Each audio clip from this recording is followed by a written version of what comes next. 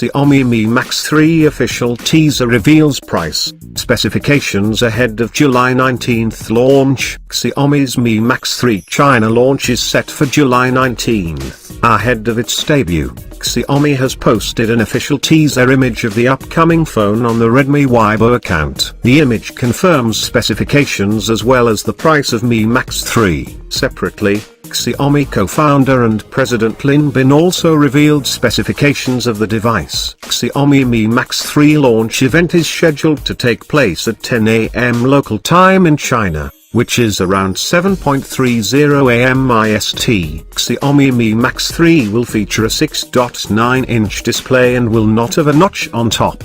As per the official teaser image, the phone will be powered by the Snapdragon 636 processor, coupled with 4GB/6GB RAM and 64GB/128GB internal storage. Mi Max 3 will be backed by a 5,500 mAh battery. It gets 12MP plus 5MP dual rear cameras, which will be vertically stacked. The front camera is said to be 8MP.